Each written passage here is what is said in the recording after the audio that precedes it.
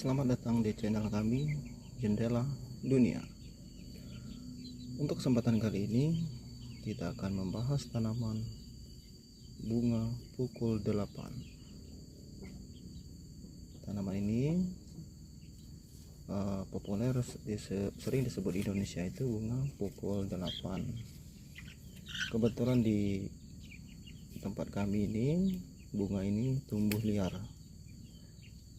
Banyak tumbuhnya di pekarangan rumah tanpa kami tanam, dan mungkin di tempat teman-teman semua ada yang tumbuh seperti ini, baik disengaja ataupun tidak. Nah, di sini kami akan membahas apakah tanaman ini mempunyai manfaat atau tidak. Yang pastinya iya. Nah, mari kita bahas manfaat tanaman ini dari sisi manfaatnya itu dari sisi kesehatan. Secara tradisional, bagian akar dan daun tanaman ini sering digunakan untuk pengobatan herbal. Di antaranya itu mengatasi masalah pencernaan. Rebusan akarnya dipercaya dapat membantu meredakan gangguan pencernaan dan perut kembung. Yang kedua itu mengobati rematik. Daunnya yang ditumbuk sering digunakan obat luar atau kompres untuk meredakan nyeri sendi atau rematik. Itu manfaat yang ketiga itu pemulihan tubuh, membantu mengatasi rasa lelah atau sebagai tonik setelah sakit. Manfaat yang keempat itu antibakteri. Tanaman ini memiliki kandungan senyawa aktif yang bersifat antiinflamasi atau antibakteri alami. Nah, perlu diingat teman-teman,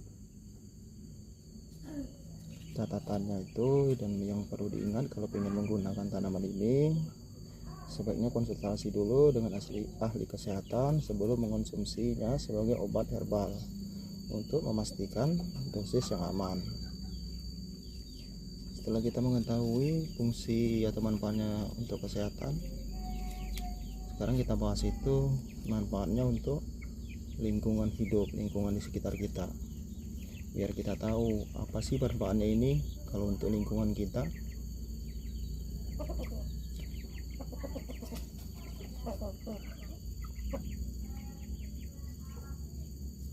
Yang pertama itu rumah bagi predator alami, hama. Bunga pukul 8 ini menjadi tempat tinggal dan sumber nektar bagi serangga bermanfaat yang merupakan predator alami bagi ulat api di daerah perkebunan.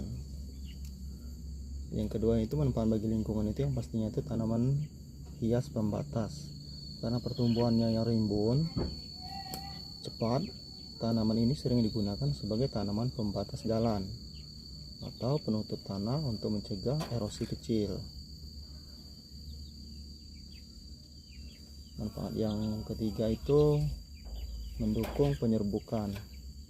Bunganya yang menarik lebah kupu-kupu membantu proses menyerbukan tanaman lain di sekitarnya.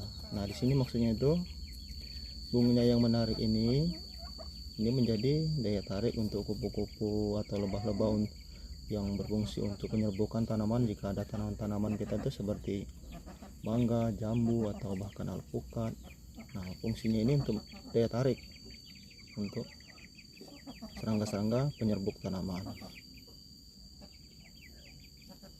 Sesuai namanya, bunga ini biasanya hanya mekar sekitar pukul 8 hingga menjelang siang hari. Ya, kira-kira jam 11 sampai jam 12 siang. Lalu akan layu tertutup kembali. Hal ini dipengaruhi oleh intensitas cahaya matahari dan suhu udara. Tanaman ini sangat tangguh dan mudah tumbuh di iklim tropis seperti di Indonesia ini. Bahkan tanah yang kurang subur sekalipun.